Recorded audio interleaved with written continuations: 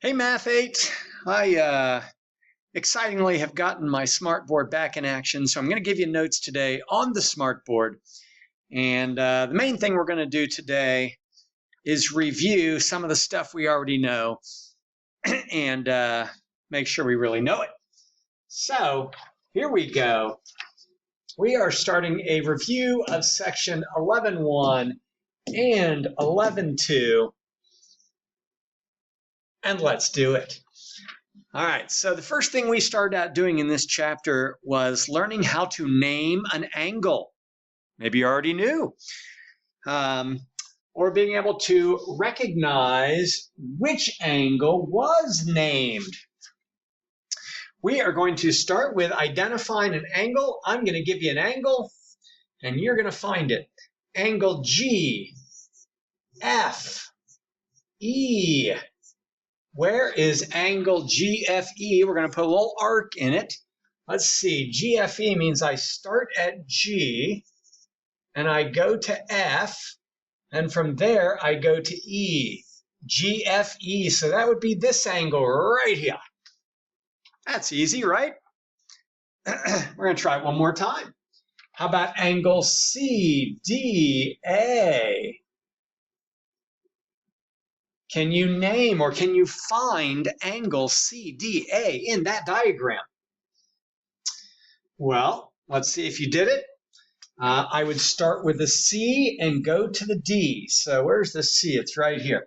So there is C to D, and then D to A.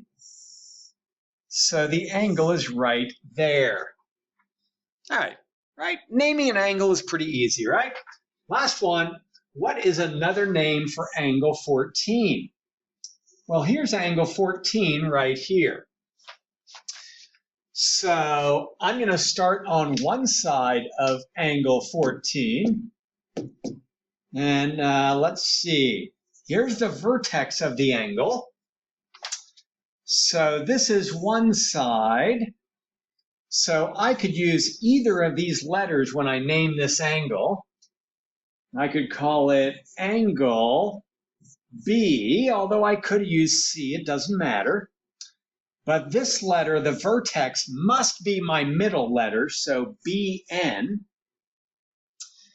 And then, man, I got a little bit low here. I'm in the picture. It looks like I could use K or J when I go this side of the angle.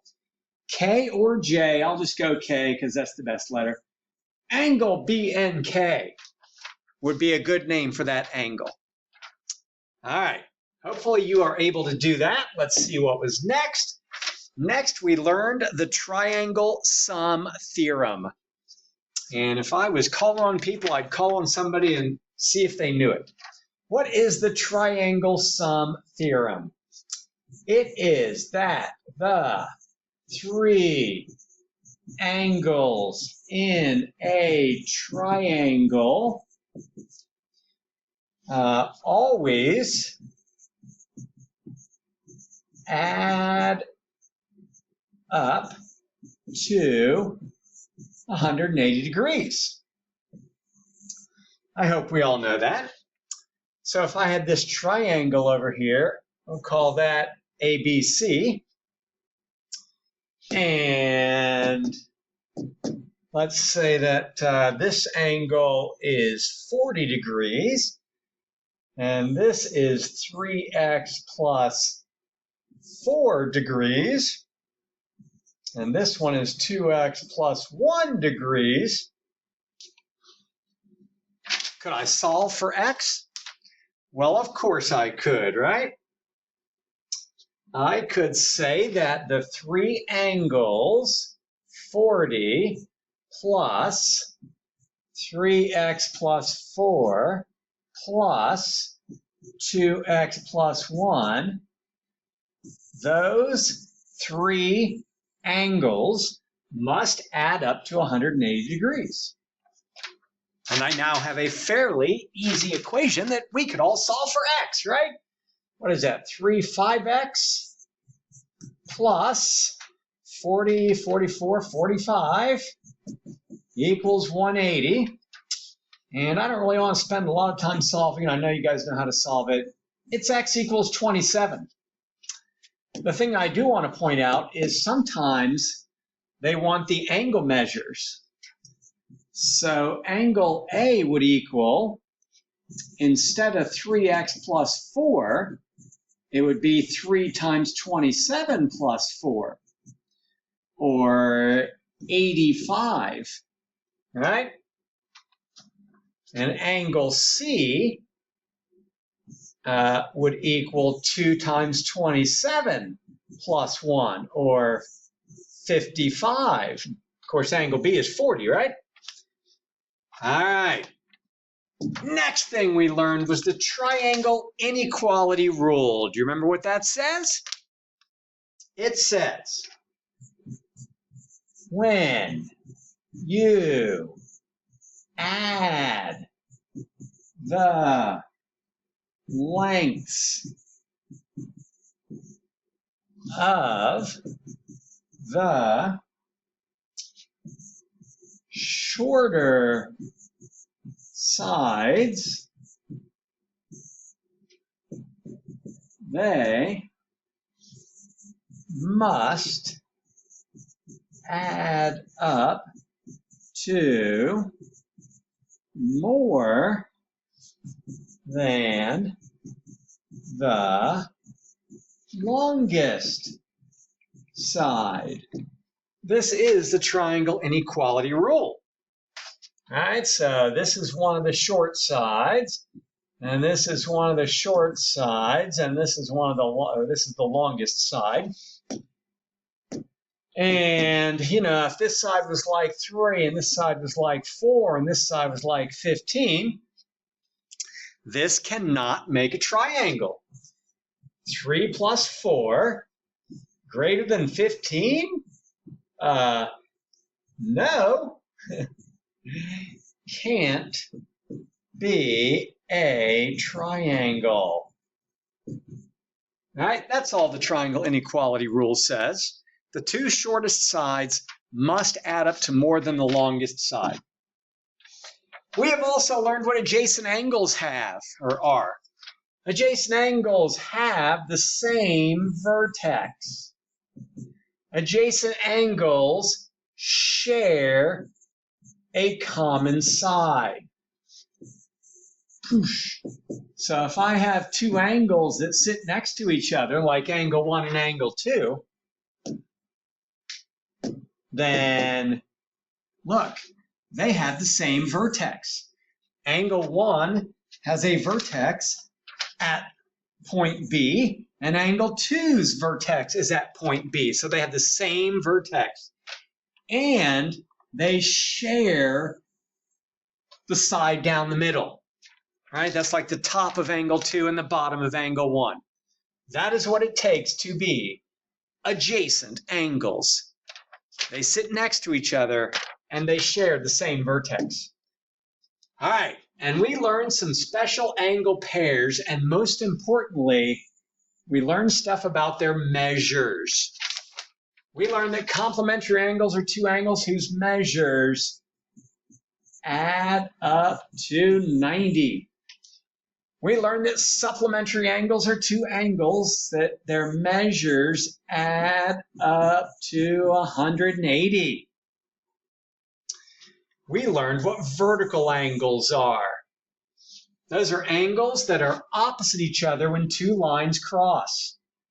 So if I have two lines crossing, then the angles opposite each other, like angle 1 and angle 2, are vertical angles. And their measures are always equal. And last and most difficult for students to recognize normally is the linear pair. All right, this is made by adjacent angles whose outside sides form a line. All right, so that looks like this, where two angles share this side, but the outside of angle 1 and the outside of angle 2 make a line. And because they make a line, their measures add up to 180. Bam! All right. So those are a linear pair. Then, a couple things and we're done. All right, this is a quick one. Use your knowledge to find the missing angles. So the measure of angle GHD is 79.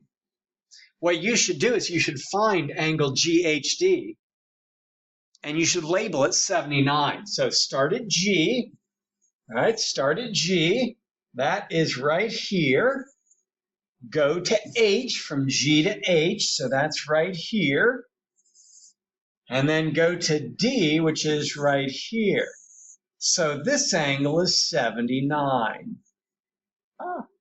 I'll do the other one in blue. That's not what I wanted to do. Now it is. Okay. What is the measure of angle IHL? So start at I, go to H, then go to L. So this angle. Ooh, I recognize those. Those two angles are made by lines that cross. They are what type of angles? They are vertical angles. And because they're vertical angles, they're equal. So the measure of angle IHL would also be 79 degrees, right? All right, last example. Let's get rid of that. Here we go. The measure of angle OKH. All right, so I'm starting at O. I'm going down to K, and then I'm going to H. Boom. All right, so that is 102. What is the measure of angle JKG? So start at J. Go to K. Go to G. What do I know about those angles? Well, here's what I know about those angles. They share a side, right? They share this side. And the other side forms a line. Those babies make a linear pair, which means that this angle, which I will call X, and 102 must add up to 180 because they make a linear pair. And if I subtract 102, I would get 78. This angle is 78. All right, that's a nice review. 13 minutes. We're done. Good luck on the homework, guys.